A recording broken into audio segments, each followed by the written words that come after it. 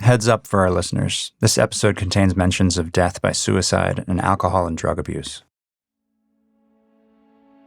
My name is Maureen Stevens, and my husband, Robert Stevens, was murdered 6 years ago on Friday, and we're still trying to find out what happened to him. This is Maureen speaking to the Palm Beach Post in the fall of 2007. By this time, she is so desperate for answers about who killed her husband that she feels her only recourse is to turn to the media to raise awareness. Robert Stevens had been the first victim in 2001, the photo editor who died in Florida. And by this point, his story and the story of Anthrax in general had long faded from the headlines. It seemed no one was talking about it anymore. But as Maureen said in her interview, she was still thinking about it. And she was going to make sure the public remembered, even if she had to do it herself. This is not going to be forgotten. I'm not packing it away. I keep it sometimes in the front because I will not forget this. You know, what happened to my husband, I just won't. By now, 6 years in, it seemed Maureen might never really know who took her husband from her. Anthrax had become one of the largest cases the FBI had ever taken on. It'd gone down many rabbit holes, but if you asked anyone still following the case, it seemed like all the FBI had done was publicly accuse the wrong suspect, more than once. America had even gone to war in Iraq, citing the search for anthrax as a key motive. But despite all that energy and military action, no one in the American government could point to the person who'd mailed those letters. Most Americans took it as fact that the anthrax attacks had to have been linked to 9/11. The president and his administration certainly had. But after those 6 long years, Maureen has a different theory. She thinks that this anthrax wasn't at all related to terrorists overseas, but came from someone inside the United States' own bioweapons lab, USAMRIID. I think it was taken out of there, and I think somebody, for whatever reason, whatever agenda they had, just decided to try this and try it after September the 11th, because I would think that most people would associate the two. Maureen is convinced she's correct, and she's not afraid to publicly criticize the FBI and the media for not pursuing her line of thinking. It just amazes me that they're just behaving the way they are. I mean, I just don't think they want to hear about me, talk about me, know anything about me, or they don't care about what happened to my husband. What Maureen doesn't know is that the FBI agrees with her. They have the same theory, and they have for a while.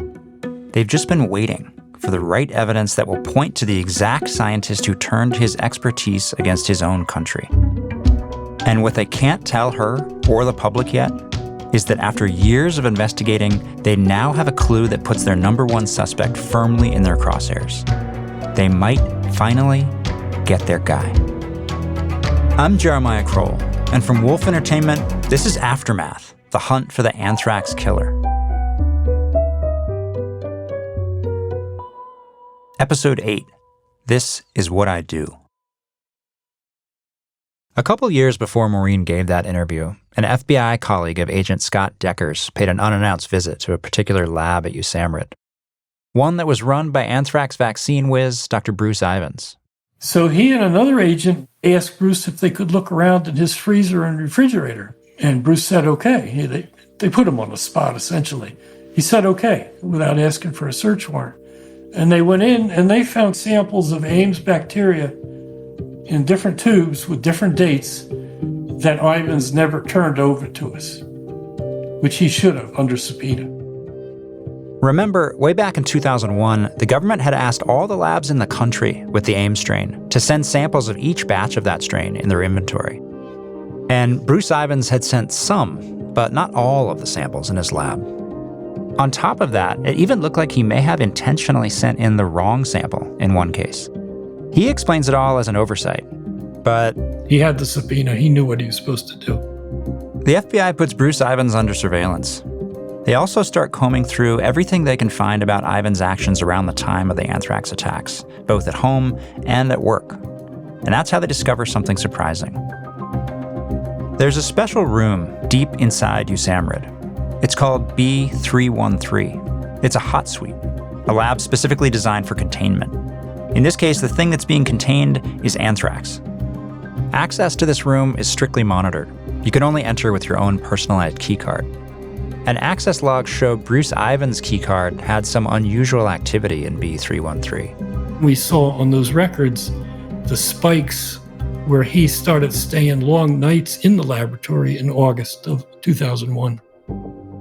August 2001. In that month before the first anthrax letter, Bruce Ivans' after-hours time in the lab jumps 10 times compared to earlier in the year, with noticeable spikes around the dates the anthrax letters were mailed.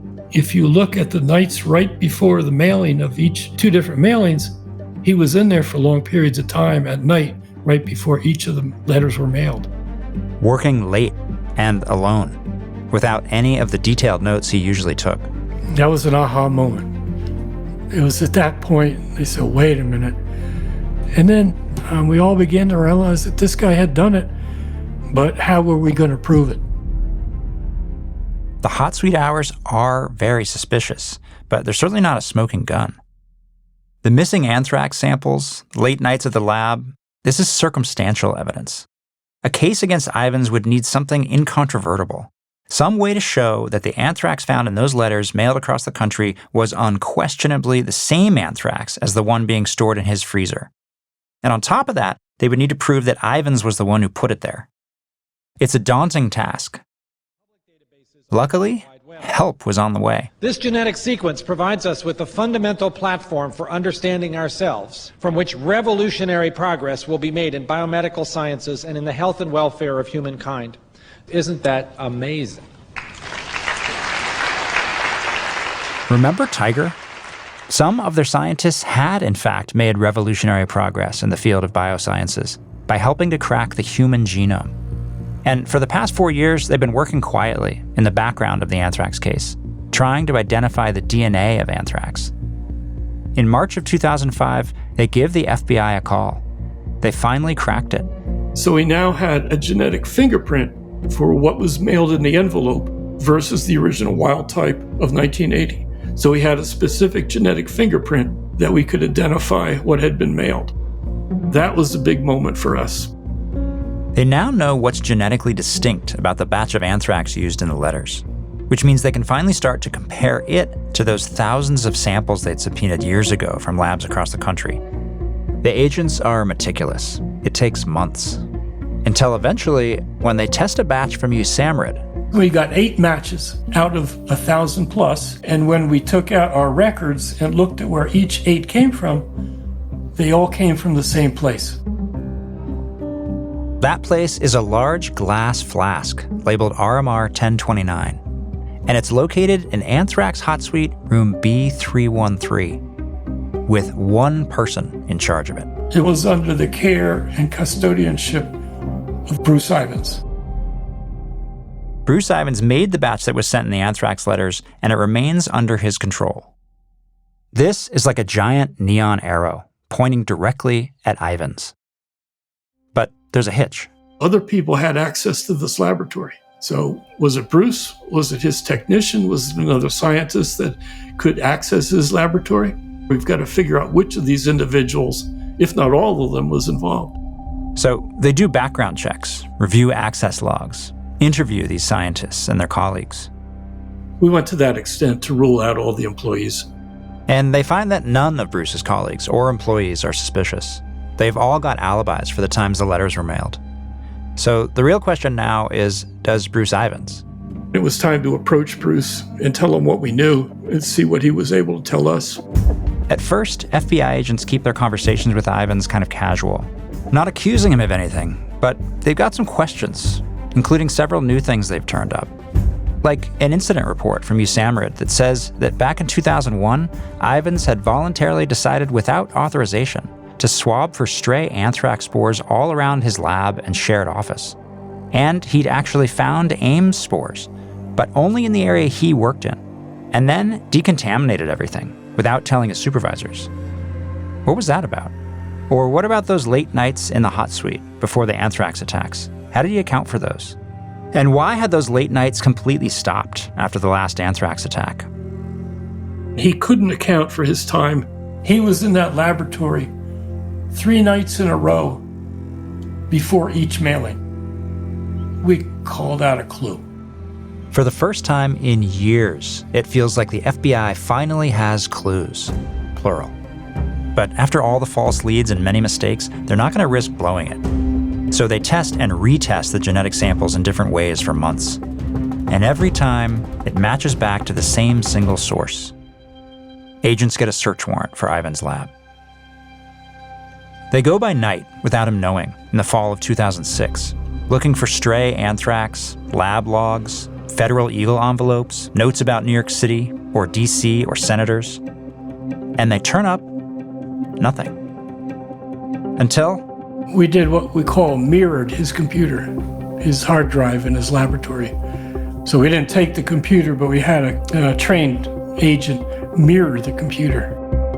In the course of 2007, I reviewed hundreds and hundreds of emails. Decker's team turns Bruce Ivan's computer and emails over to Greg Sathoff, a forensic psychiatrist and consultant for the FBI's Behavioral Analysis Unit. Through the emails, I learned more about Dr. Ivans, some of the anxieties that he expressed, some of the concerns. Greg learns that back in 2000, Ivans was experiencing significant stress in his home and work life, enough that he sought professional help from a psychiatrist. He was diagnosed with depression and paranoid personality disorder and was prescribed medication. Greg also reads emails from that time in which Ivans describes how he's seeing the world. In one, he writes, "It's like I'm not only sitting at my desk doing work, I'm also a few feet away watching me do it." In another, he writes, "What is really scary is the paranoia. I get these paranoid episodes. Of course, I regret them thoroughly when they're over, but when I'm going through them, it's as if I'm a passenger on a ride." It's clear to the FBI that, at the very least, Bruce Ivans has a troubled relationship to himself, his work, and his reality. They need to learn more about who this scientist really is and where his story started. So they head to his hometown, Lebanon, Ohio. Bruce came into my life as a friend, just gradually, the way friends do. Ellen Hefner grew up in Lebanon and knew Bruce from childhood. We all walked to school together, and we would walk down off Mulberry, and Bruce would come from Broadway, and he would meet us all because you would develop a tribe of people by the time you got to school. Bruce may have got his knack for lab work from his dad, who was a pharmacist. 30 miles northeast of Cincinnati, his father's pharmacy in Lebanon had been a town staple since Bruce's grandfather opened it in the 19th century. Ellen worked there for 5 years as a teenager. It had a very delightful character to it. It just was what you would picture in an old historic town. Ellen didn't see Ivans as just a science geek. He also played the piano and enjoyed photography. He was a quiet guy, but nice. He was always tried to do things just right. And he was a little bit edgy or nervous, but a very kindly, thoughtful kid, and always treated everybody with the utmost respect. Ellen says that while Bruce's dad was a chatty, somewhat bumbling pharmacist, his mother, Mary Ivans, was a different story. His mother controlled everything. She controlled his environment, every little piece of what he did. And she also controlled her husband's life. And she did not treat her husband very well at all. Reportedly, she hit her husband in the head with a skillet and may have stabbed his hand with a fork. And Ellen says she had an intense relationship with Bruce. I think she was a little disappointed in the way her other two boys turned out. So she was going to make him be the success that maybe she wasn't. Ellen didn't see what went on behind closed doors, but she got a small glimpse of Mrs. Ivans' relationship to Bruce when he asked her to be his date to the prom. She recalls that his mother was so strict that the couple was required to come back home before their other classmates had even arrived. Like, I'm telling you, 2 hours max before it was orchestrated that she pick us up. Everything was orchestrated, like, this is how I'm supposed to do things. Ellen says she never heard Bruce say anything negative about his mom. He was a good son, despite it all. I saw how much a parent could affect a child's life, and the control and the emotional devastation and toll that can take on a child. The pressure his mom put on Bruce seemed to have paid off when he got a PhD in microbiology and went to work in D.C. at the Army's lab. Ellen ran into him once while he was back home in Ohio visiting. I saw him and he met me on the corner. Ellen, he said, I am just doing so well. And he was so excited about the person that he was becoming. He thought it was like, I've made it. A dutiful son, an accomplished microbiologist, a man fulfilling everyone's expectations by working at the top of his field. So what happens when that man becomes a suspect in the worst biological attack in U.S. history?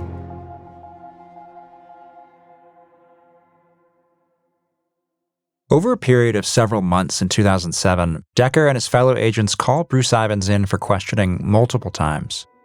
Well, he would contradict himself between interviews. And the hallmark of a person that lies to law enforcement is they forget the lie after a couple months. And so when you ask them the same questions again, they give you different answers because they're not telling the truth. They're making it up and they don't remember what they said before. And that's what he was doing. In one of those conversations, Bruce does let something slip. He admits to sometimes mailing packages using false names and return addresses at locations far from his home. It's a revealing admission, and it's possible Ivins realized it was too revealing. When the FBI calls him to another meeting, he brings a lawyer. Agents ask him again about those late nights in the lab. At first, he said he went in there to get away from the security guard, because if he was in his office, the security guard would bug him in the evenings asking for a newspaper or something. He'd say, well, Bruce, we checked and there was no security guard working in that area of the building on those nights you were in the laboratory. Eventually, he just shut down and wouldn't answer. In November of 2007, agents approach Bruce after work. When he says he wants to go home, they inform him that his house is being searched at that very moment. Then they tell him to get in their car. They took Bruce to a hotel while the house was being searched, because Bruce wasn't going back to his house that night. The FBI talk with his wife and 2 children while agents search the house. They recovered guns and ammunition from his basement, and he had in his basement a homemade shooting range, probably for .22 caliber. People do that. It's not that unusual. They took his computers and they towed his car to a garage where they searched his vehicles, 2 or 3 vehicles, him and his wife's. They find a 2003 Baltimore Sun article about former person of interest Stephen Hatfill, and articles on handwriting analysis. There's also a 10-point typewritten list musing about the reasons why one of his colleagues, a co-inventor of the anthrax vaccine, could have been the anthrax mailer. Most curious, they find a note titled Themes in Bruce's own handwriting. It was a list of defenses he may be using or planned to use about why it wouldn't have been him to do the mailings. Each explanation for why he might be the killer is enumerated, and he has quotes around the same phrase each time. 1, that psychiatric problems, quote, made me do it. 2, that political reasons, get Patriot Act plus other legislation passed, quote, made me do it. 3, that financial reasons, make money off new vaccine, made me do it. 4, that I deliberately submitted anthrax samples that were either contaminated, altered, adulterated, or otherwise different from what they were stated to be. By 2007, the FBI and Bruce Ivins have been locked in a bizarre dance for more than 2 years. There have been no charges against him, and he's still working at one of the most top-secret government bioweapons labs in America. He has guns in his basement and anthrax in his freezer, and the FBI are monitoring his every move. But despite the weapons and suspicious notes, FBI agents haven't found any of the token Federal Eagle envelopes or anything else concrete. They haven't found anything that draws a straight line from Bruce to the actual mailings. What they do know is that he lives near the post office that sold the precise batch of envelopes used in the mailings. And some of those letters were mailed in Princeton, New Jersey, right outside a sorority that Bruce Ivins is oddly fascinated by. They know he has a history of using the mail to impersonate people and letters to make threats. That he did an unauthorized decontamination of his workspace in 2001 after finding stray AIM spores. And they know he's the custodian of the precise flask that holds the anthrax batch that killed 5 people. Most crucially, they know that he appears to have intentionally withheld that very evidence. And that allegation alone is enough to press charges. I wanted to charge him with obstruction of justice, and I was overruled by the U.S. Attorney's Office. The Department of Justice decides not to go after Ivins yet. They want to build the case, to see what else they can find. It's a gamble, especially because of something agents did find at Ivins' house that gave them pause. Homemade body armor. That's unusual. I've never seen one of those before. The ones I've recovered during armored car robberies have usually been stolen from the trunks of police cars. But this one was homemade. That's unusual. And that shows evidence of planning something big. What possible reason could you have it unless you were going to commit a crime and thought you might be in lethal danger? Agents interview Bruce again to learn more about his mental state. And he unexpectedly opens up about his decades-old interest in the sorority Kappa Kappa Gamma. It may be that Dr. Ivins felt that those, while embarrassing, were easier to talk about than to be speaking about, the issue at hand that would subject him to indictment. Greg Satoff, the FBI behavioral analyst, is surprised at the degree to which Bruce talks when agents ask him about his interest in the sorority. Bruce tells them bluntly, "Oh no, you don't understand. It's not an interest. It's an obsession. You can't understand." Bruce says that sometimes while his wife is out of town, he drives long distances at night to visit different KKG sorority chapters all over the eastern seaboard. Charlottesville, Philadelphia, Durham, Knoxville. He tells agents that at one point he even broke into a sorority house to steal their cipher book. The fact that the Anthrax letters were dropped into a mailbox outside a KKG chapter in Princeton, New Jersey, now feels less like an odd coincidence and more like a glimpse into the fuller picture of Bruce Ivins' secret life. So I think that in answering these questions, Dr. Ivins revealed a lot more about himself than he realized. It's also at this moment that Bruce admits that he had stolen the lab notebook of his former colleague and KKG member, Nancy Hagwood. And then, shockingly, he admits that he had planned to kill someone. He had developed a grudge against another former colleague and sorority member who had moved to upstate New York. He was supposed to go visit her one day and came up with a dark plan. Well, he got the odd idea to take a syringe and inject poison into the bottle of the wine through the cork. And that's what he was going to give to her. Now, why is that important? It all shows a twisted mind, a potential killer, but he was willing to drive long distances to commit murder. So there's a pattern now, and there's also a disturbed mind. In the end, Ivins didn't follow through with his plan, but the FBI has heard enough to convince them to stay on high alert. They continue to surveil and interview Ivins. And according to his friend and colleague at USAMRIID, Jeff Adamovich, that took a toll. All of these things were having a negative impact on him. And, I really didn't know what to do. I mean, I talked to him quite a lot about this issue at the time. And, I tried to encourage him to get a better lawyer. Or I tried to encourage him to, maybe talk to a, mental health professional, those sorts of things. And I'm not sure how much at that time, if he was trusting me less and less. I don't know if he thought I'd been co-opted by the FBI. He wasn't really nearly as open as he used to be. And Greg Satoff, the forensic psychologist, says that Ivins' behavior reached critically dangerous levels in early 2008. On March 17th, he spilled some anthrax he was working with on his pants, but then didn't take the necessary steps to deal with it securely. On March 17th, he did not immediately report it to his suite supervisor, and his supervisor is required. From that point on, he was barred from all laboratory space.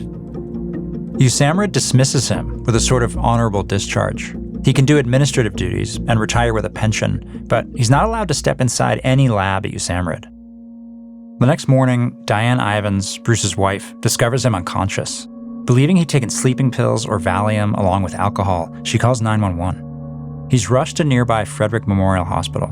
He survives the overdose and is discharged. Soon after, he goes to Bethesda's suburban hospital for treatment, where he's prescribed antipsychotics. He tells doctors then that he constantly pops Ambien and drinks 12 shots of vodka a day. Jeff Adamovich, his friend, says Ivan's behavior is not that of a guilty man about to be exposed, but an innocent man being harassed by the FBI. It really had a dramatic impact on his behavior, his mental state.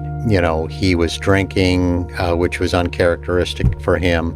He was becoming more withdrawn. I think that he was becoming quite paranoid at that time, and probably rightfully so, because the FBI clearly was reading his emails.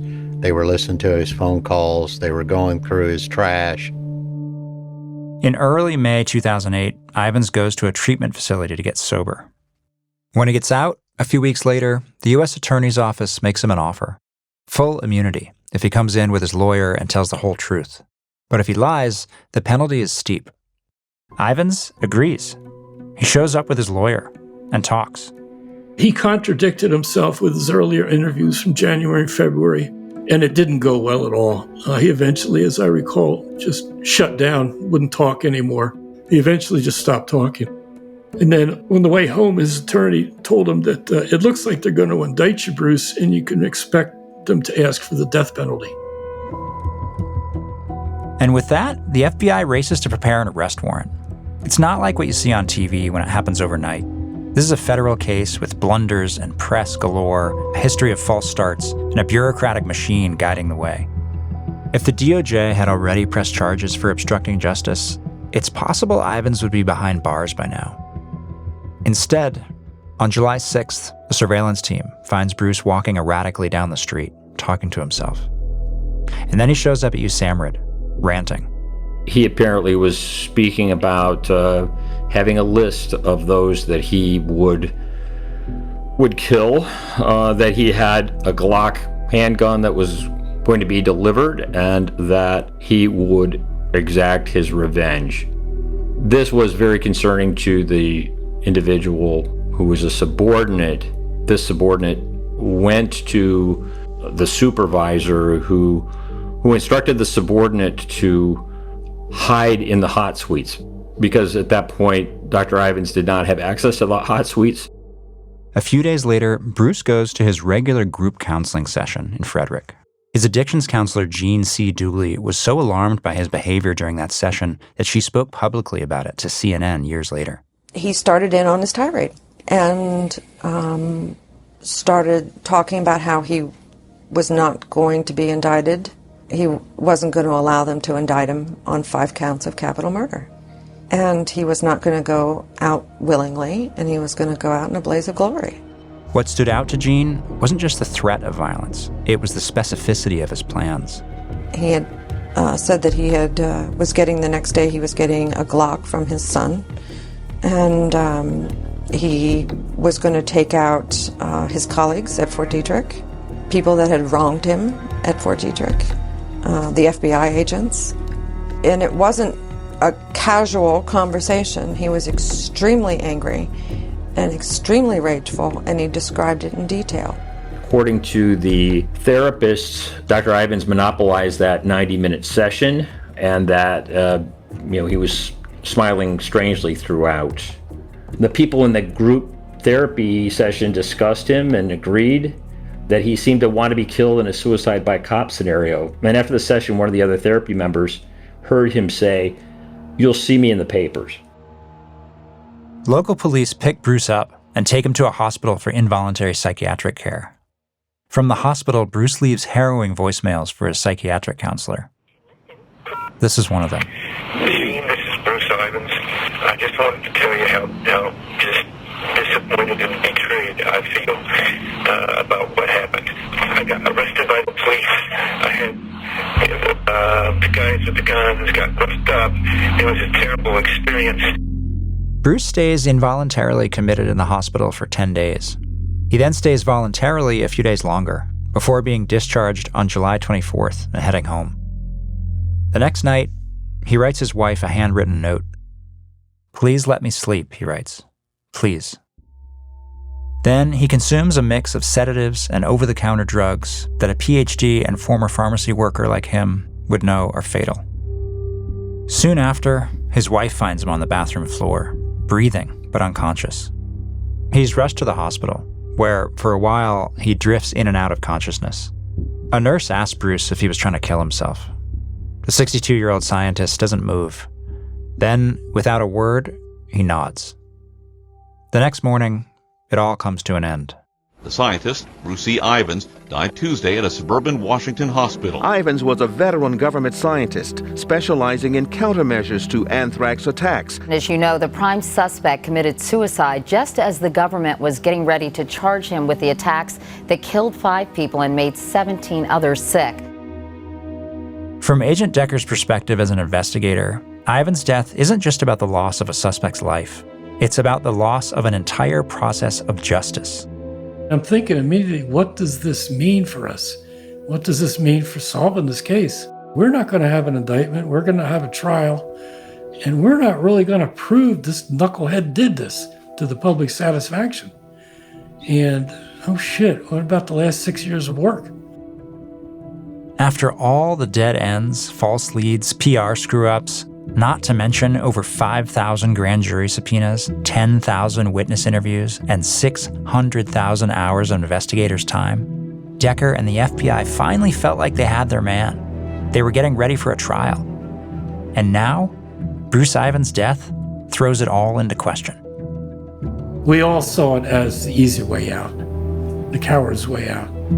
Rather than stand up and fight a trial and make us prove you're guilty, he had taken the easy way out. Once the news of Ivins' death gets out, the FBI is put under tremendous pressure to prove, now posthumously, that Ivins really had been behind the anthrax attacks. Ordinarily, we do not publicly disclose evidence against a suspect who has not been charged, in part because of the presumption of innocence. 9 days after Ivins died, the Department of Justice holds a press conference in which they unveil the details of their case against him. Because of the extraordinary and justified public interest in this investigation, as well as the significant public attention resulting from the death of Dr. Bruce Edward Ivins last week, today we are compelled to take the extraordinary step of providing first the victims and their families, as well as Congress and the American public, with an overview of some recent developments, as well as some of our conclusions. The FBI wants conclusions, but everyone else has questions. Here's Senator Chuck Grassley grilling FBI Director Robert Mueller.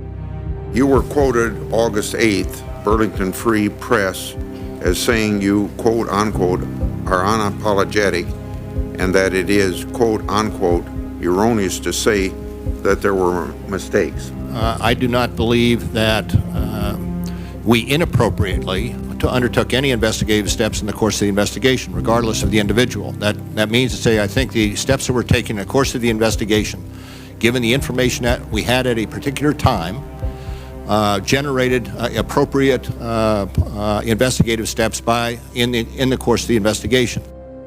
Congressman Rush Holt, whose district covers Princeton, New Jersey, doesn't buy it. I mean, certainly there are questions. I mean, he will quickly admit that this is a circumstantial case.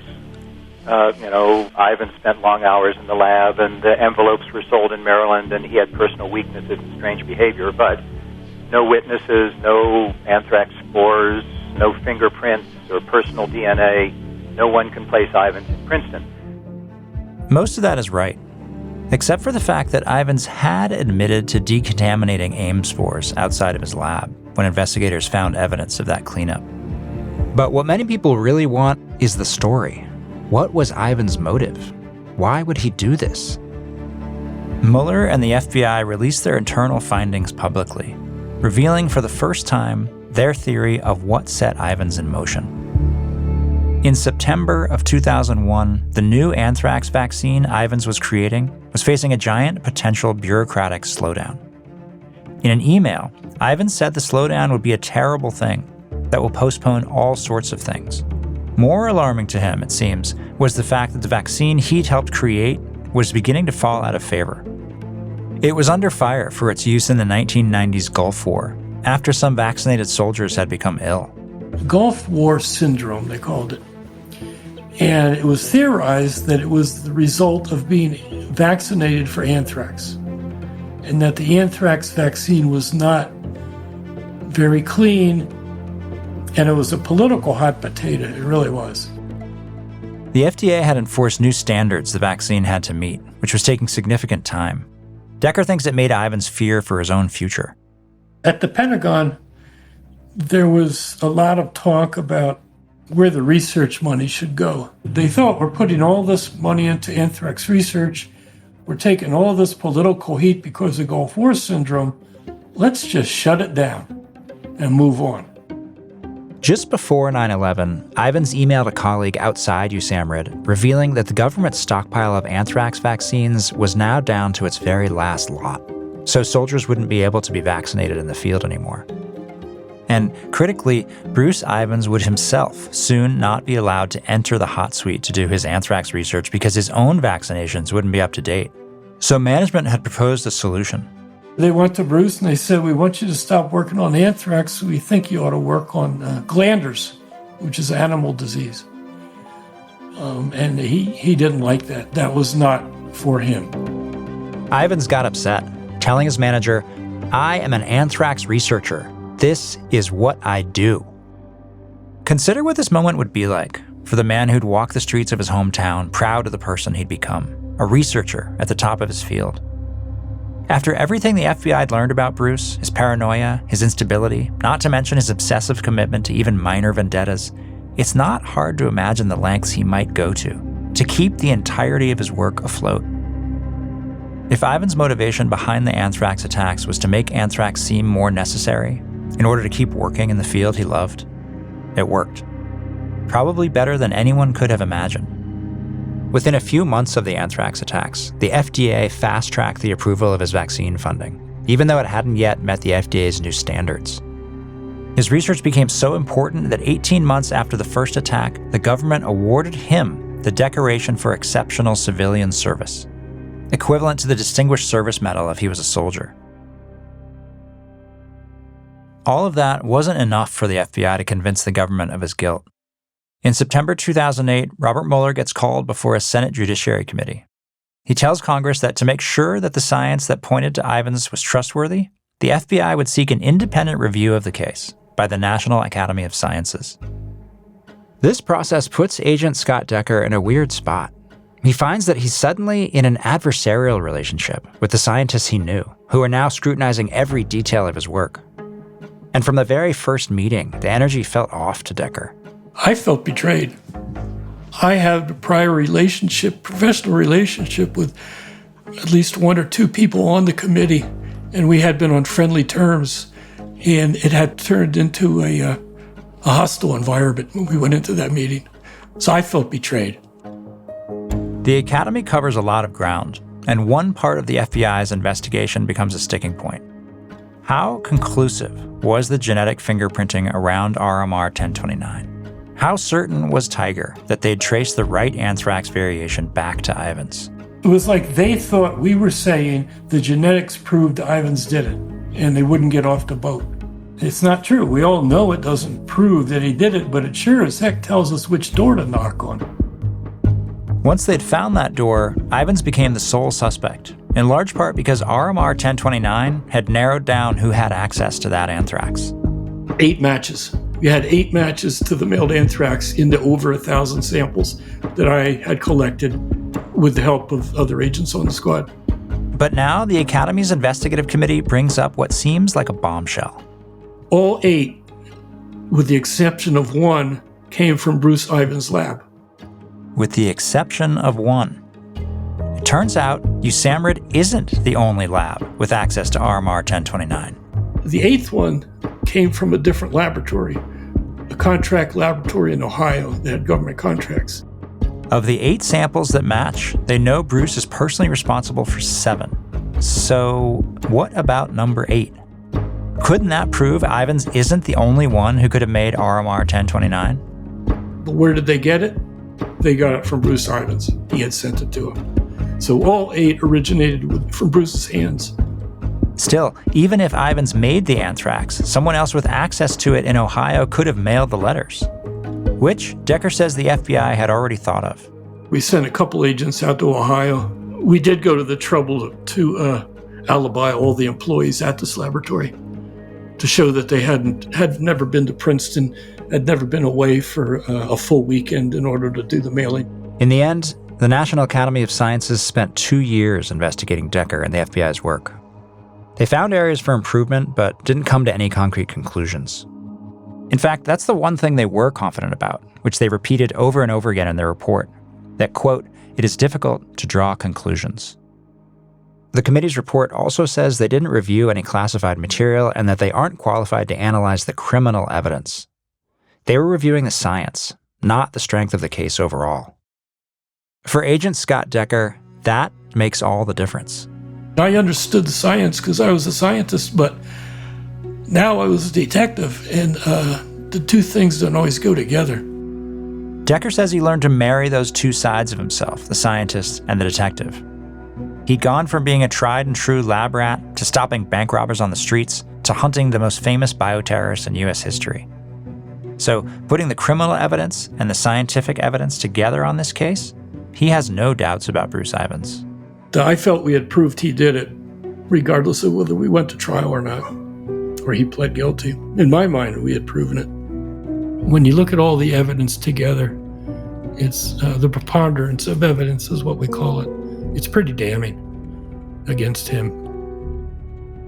Agent Decker spent several years processing the case, writing a fact-filled book on that preponderance of evidence. But even after the book, and that almost decade-long investigation, and now having retired from the FBI, there's a part of the case that he still can't shake. I'm confident that we got the right person. I'm not happy with how it turned out. It would have been much more satisfying to go to trial. I probably would have testified at some point and let the jury or the judge find out if we really had proved it beyond a reasonable doubt. That part I'm not happy about, and nobody on the investigation is happy about that. We all felt cheated. We all felt that Ivins had cheated the public and the U.S. government.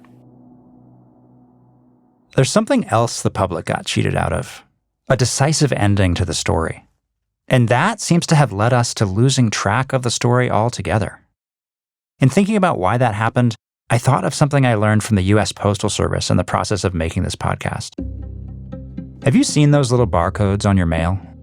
If you look, you'll see there's a long series of variously sized vertical lines on the front of your letters and packages, usually right above or below the address. That's what the U.S. Postal Service calls intelligent mail. It's a unique identifier for each parcel that shows who mailed it, where it was mailed, and exactly how it got there. That entire system was born out of the Anthrax attacks. Postal officials say it would help find a mailer a lot faster than it took back then. Those little lines were a big deal when they were invented, but today we hardly even notice them, which to me feels like a kind of metaphor for this whole case. The Anthrax attacks changed forever the lives of 5 victims and their families. Robert Stevens, Joseph Gersine Jr., Thomas Morris Jr., Kathy Nguyen, and Ottilie Lundgren. Their loved ones, like Joan Jackson and Maureen Stevens, are still reeling. My family was devastated by it. I, of course, still feel the effects of it whenever it comes up. I like to have Robert around. I like to have photographs of him. I love talking about him. So that is comforting, that he, and I never feel he's very far away from me anyway. But for the rest of us, despite the months of national panic these attacks caused, leading the nightly news, even shutting down Capitol Hill, it's like the story just disappeared. It's remarkable now, just to add the point that, 20 years down the road, people don't think about Anthrax that much. Joby Warwick is the Pulitzer Prize-winning journalist who tracked the story for more than 2 decades. He thinks part of the reason we've forgotten about the attacks is that so many of us bought into the wrong story to begin with.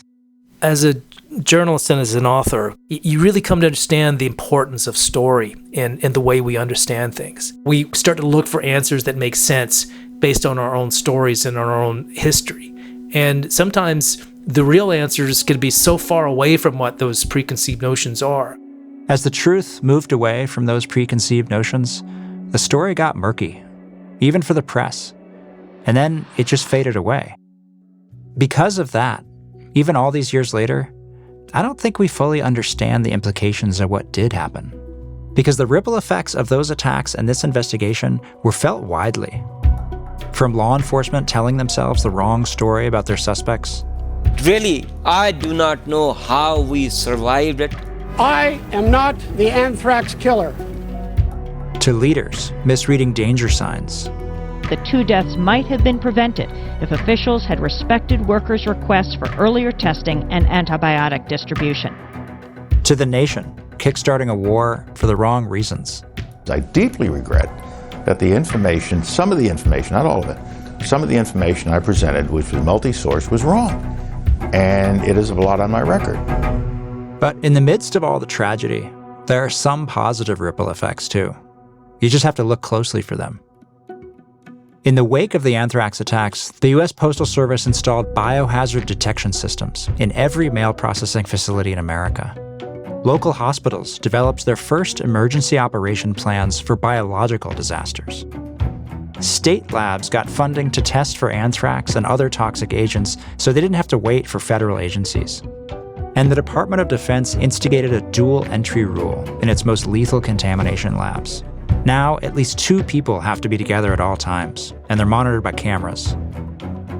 The anthrax killings have transformed so many different aspects of our lives, from the huge geopolitical to the tiny procedural. But just like those barcodes on our mail, they go unnoticed today. Unnoticed, but still reverberating.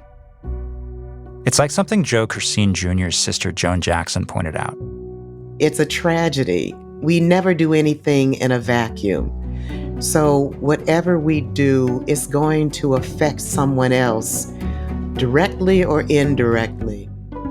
Someone told themselves a story and acted on it. Not just the anthrax killer, but the FBI, the CDC, the President of the United States, and so many others. And every action creates a ripple that creates an aftermath that makes a real difference in people's lives, whether we remember the story or not.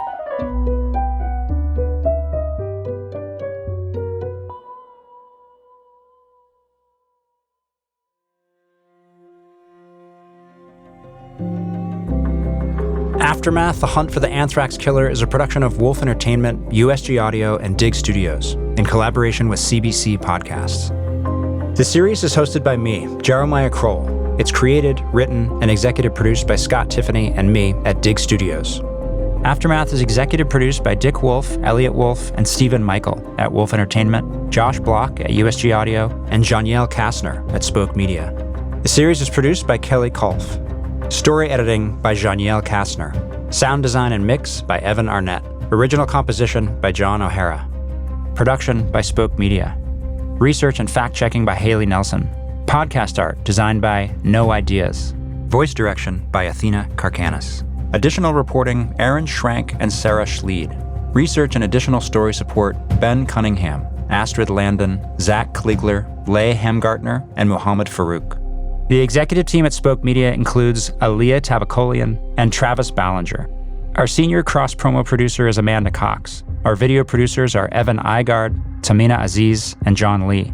Senior digital producer, Emily Cannell.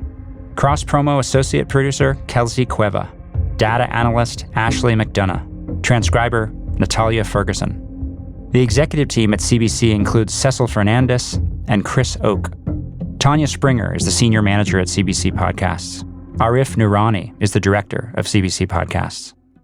And a special thanks to Trey Jones, Caroline Hamilton, Jenna Burnett, Carson McCain, the Opperman Report podcast, Ben Steiner, Tamar Wolf, Dr. Rita Colwell, Dr. Dan Hanfling, John Hefner, author Susan Jones, former Assistant U.S. Attorney Rachel Carlson-Lieber, Attorney Rosemary McDermott, U.S. Postal Inspector Kai Pickens, Foreign Policy Aide Tim Reiser, and extra special thanks to the author David Willman.